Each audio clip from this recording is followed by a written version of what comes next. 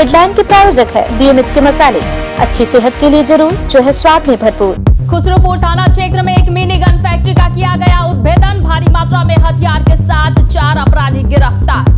बेगूसराय में locomotive shade के उद्घाटन की उठी मांग, 22 दिनों से घेरा डालो डेरा डालो आंदोलन है जारी। हिलसा में मनमाने किराया वसूली से नाराज ग्रामीणों का फूटा गुस्सा, ग्रामीणों ने सड़क जाम कर किया जमकर हंगामा। नमस्कार, मैं हूं आपके साथ प्रीति और आप देख रहे हैं बिहार न्यूज और खबरों की शुरुआत फतुहा से करेंगे। पटना पुलिस को एक बड़ी कामयाबी हाथ लगी है। पुलिस ने फतुहा पुलिस अनुमंडल के खुसरूपुर थाना क्षेत्र में एक मिनी गन फैक्ट्री का बड़ा खुलासा किया है। STF की टीम ने फतुहा पुलिस व खुसरूपुर पुलिस के साथ भारी मात्रा में निर्मित और अर्धनिर्मित हथियार जब्त किया है। खुसरूपुर के ईसोपुर स्थित चापाकल फैक्ट्री में इस मिनी गन फैक्ट्री का संचालन किया जा रहा था, जहां लगभग 2 दर्जन निर्मित और कई अर्धनिर्मित 7 mm पिस्टल बरामद किए गए। इतना ही नहीं, हथियार बनाने वाले उपकरण और मशीन भी पुलिस ने जब्त किए हैं। वहीं इस मामले में पिस्टल बनाने वाले 4 लोगों को भी गिरफ्तार किया गया है।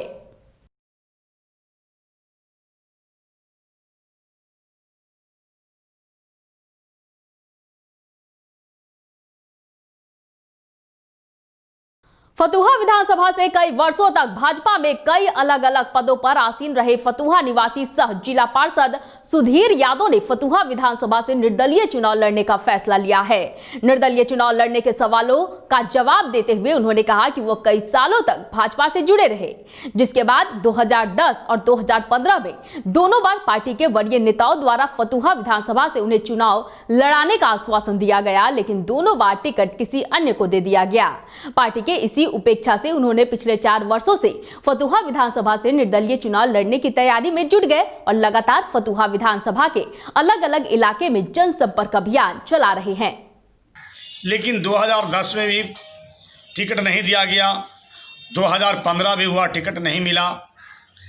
2016 में जो है मैंने जिला परिषद के चुनाव लड़ा और जिला परिषद के चुनाव लड़े और जनता जो है काफ़ी मतों से, भारी मतों से, अधिक से अधिक मतों से जिताने का काम किया और तभी हम मन में बना लिया चुनाव की तैयारी कर रहे हैं।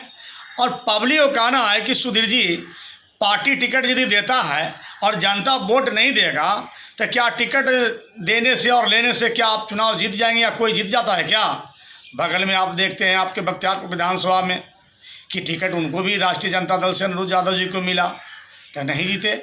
इसलिए पार्टी ने जनता जिसको चाहेगा वही चुनाव जीतेगा। अथमलगोला थाना क्षेत्र के रूपस गांव में कुछ बदमाशों ने एक महिला पत्रकार के साथ मारपीट की घटना को अंजाम दिया है। बता दें कि बदमाशों द्वारा महिला पत्रकार पर गलत टिप्पणियां की जा रही थी, जिसका महिला पत्रकार और उसके परिजनों ने विरोध किया तो बदमाशों ने पिता पुत्री दोनों के साथ मारपीट कर जख्मी कर दिया। मामले को लेकर जख्मी पत्रकार प्रिया सिंह ने कहा कि जब एक पत्रकार हमारे बिहार में सुरक्षित नहीं है तो फिर आम लोग सुरक्षित कैसे रह सकते हैं। बता दें कि जख्मी दोनों का इलाज बाढ़ अनुमंडल अस्पताल में किया जा रहा है।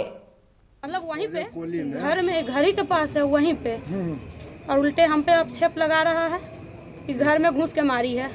अच्छा, क्या चीज से मारा? क्या हथियार क्या था? हथियार भी था उसके पास, जो कि पापा का गर्दन पूरा ही है, रोड़ा पत्थर भी चलाया। कितने लोग थे वो साथ में? उसके साथ कितने थे? 7-8 3-4 गो लड़की है, प्लेयर और अपने था।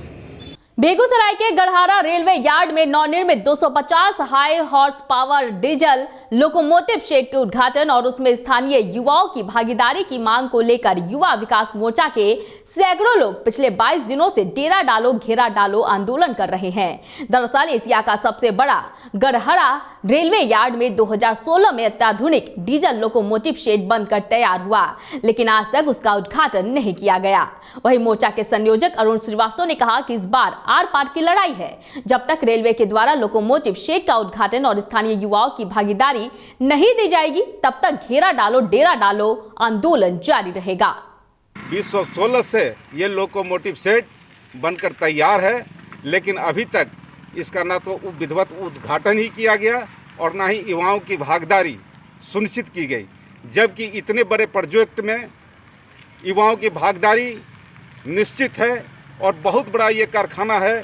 हम जो युवा वर्षों से संघर्ष करते आ रहे हैं हम युवा इसमें भागीदारी के लिए लगातार संघर्ष कर रहे हैं, लेकिन रेल प्रशासन अभी तक संज्ञान नहीं ले रही है। अगर रेल प्रशासन संज्ञान नहीं लेगी तो युवा शक्ति निर्णायक आंदोलन को बाध होगा, जिसकी सारी जवाबदेही रेल प्रशासन की होगी। खबर वैशाली के सराय से है, जहां टोल प्लाजा पर भीम आर्मी के राष्ट्रीय अध्यक्ष चंद्रशेखर आजाद का कार्यकर्ताओं ने फूल मालाओं से भव्य स्वागत किया। बता दें कि पटना से मुजफ्फरपुर जाने के दौरान सराय टोल प्लाजा पर भीम आर्मी के राष्ट्रीय अध्यक्ष चंद्रशेखर आजाद का भारी संख्या में कार्यकर्ताओं ने स्वागत किया।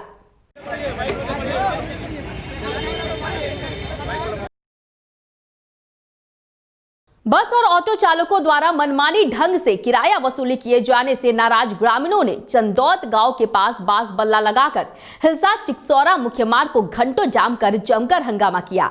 सड़क जाम के कारण तपीश धूप में यात्रियों को पैदल चलना पड़ा। हंगामा कर रहे ग्रामीणों का कहना है कि एक ओर लॉकडाउन के कारण पहले से ही लोग परेशान चल रहे हैं, हर लोगों पर आर्थिक संकट छा गया है। वहीं दूसरी ओर बस और ऑटो चालकों के द्वारा मनमानी ढंग से दोगुने किराए की वसूली की जा रही है। इसलिए देखिए हम लोग 4 बीघा गन्नीपुर चनौत ये सब को लेकर को हम लोग है जी कि भाड़ा के लिए हम लोग रोड को जाम किया है। पहले इसके पहले 5 रुपया किराया था और है जी कि 5 रुपया आज भी हम चाहते हैं कि भाई 5 रुपया किराया इसमें रहे। भाड़ा के लिए क्या भाड़ा कितना लगता है? आती जाती 20 रुपया लेता, हम लोग 5 रुपया देते हैं तो नहीं लेता। 5 रुपया, पहले 5 रुपया था। हाँ। इसलिए सब नाराज होकर रोड जाम किया। क्या विधानसभा चुनाव की हुंकार के बाद जनप्रतिनिधि अपने अपने क्षेत्रों में जाकर जनता से तरह तरह के लोक लुभावने वायदे कर चुनाव जीत जाते हैं, लेकिन फिर वही जनप्रतिनिधि जनता की आकांक्षाओं और उम्मीदों को दफन कर देते हैं।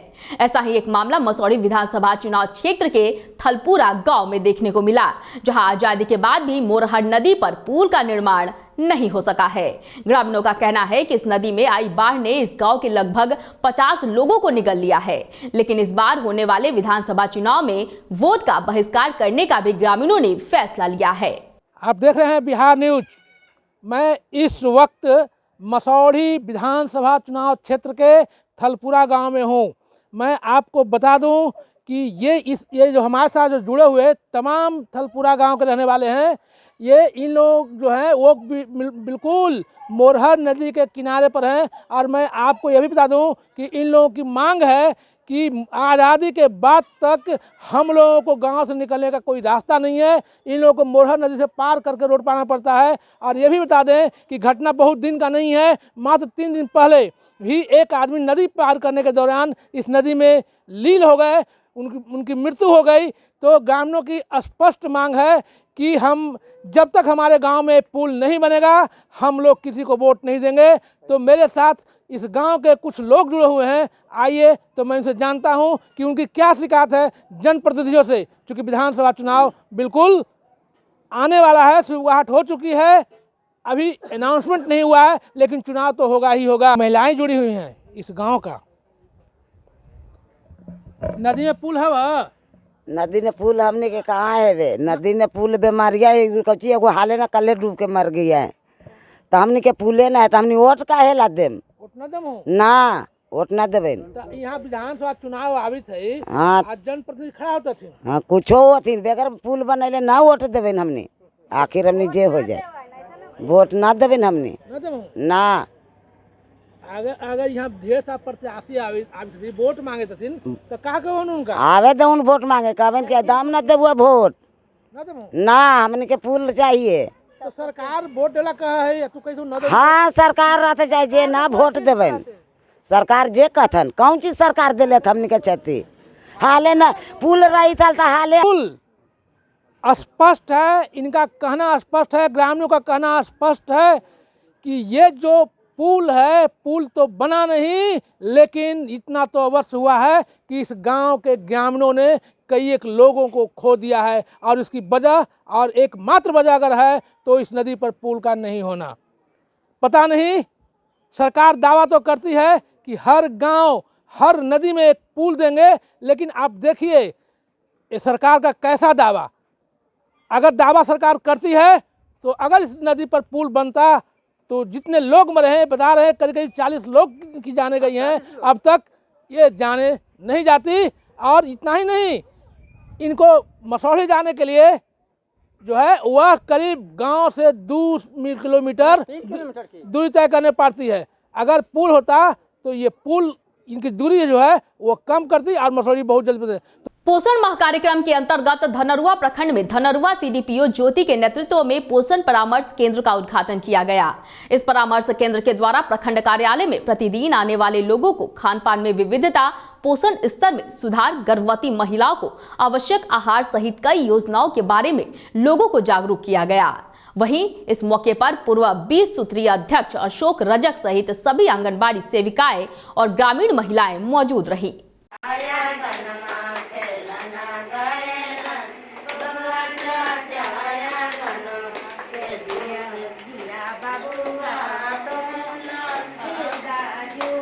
ऑल इंडिया फाउंडेशन के लोगों के द्वारा अररिया में प्रतिरोध मार्च निकाला गया। यह प्रतिरोध मार्च शहर के विभिन्न चौक चौराहा होते हुए चांदनी चौक पर सभा में तब्दील हो गया। फाउंडेशन के लोगों ने प्रधानमंत्री नरेंद्र मोदी का पुतला दहन कर विरोध जताया।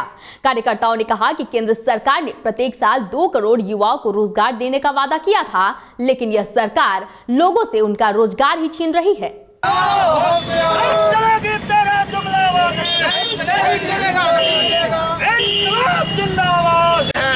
बेरोजगारों को, युवाओं को रोजगार दे, नहीं तो रोजगार भत्ता दे। नहीं संभाल रहा है ये देश तो इस्तीफा दे दे वो। आज प्रतिरोध मार्च निकाले हम सब कि केंद्र सरकार जो वादा किया युवाओं से कि प्रत्येक साल 2 करोड़ हम रोजगार देंगे, सरकार तो दिया नहीं। उनके 3 करोड़ से ज़्यादा बेरोजगार हो गया। ये 7 साल पूरने वाला है इसका सरकार को, अभी तक ये रोजगार जो उसको देना था उनके छीन लिया है। पश्चिम चंपारण में उन्नयन बिहार कार्यक्रम के तहत कोविड-19 संक्रमण काल में डिजिटल लर्निंग के माध्यम से फेसबुक, यूट्यूब प्लेटफॉर्म पर लाइव क्लासेस का शुभारंभ जिलाधिकारी कुंदन कुमार ने दीप प्रज्वलित कर किया। इसके तहत विभिन्न विषयों के विशेषज्ञ शिक्षकों द्वारा फेसबुक, यूट्यूब प्लेटफॉर्म पर निर्धारित शेड्यूल के अनुसार लाइव क्लासेस चलाया जाएगा। आप जानते हैं कि गुणवत्तापूर्ण शिक्षा हर बच्चे तक पहुंचाने के लिए उन्नयन बिहार का अभियान चल रहा है। उन्नयन बिहार की क्लासेस चलते हैं, बट कोविड-19 को देखते हुए जो आपदा आई है और उसको देखते हुए और अभी जैसा कि आपको बताया गया कि 15 सितंबर तक क्लास 9th में एडमिशन होने हैं, तो ये जो बच्चे एडमिशन ले रहे हैं इन सभी लोगों को अभी हर बच्चे तक को पहुंचाने के लिए डिजिटल प्लेटफॉर्म का यूज़ किया जा रहा है शिक्षा को पहुंचाने के लिए। और इस वक्त की खबरों में फिलहाल इतना ही। मुझे दीजिए इजाजत, लेकिन देखते रहिए बिहार न्यूज़। नमस्कार।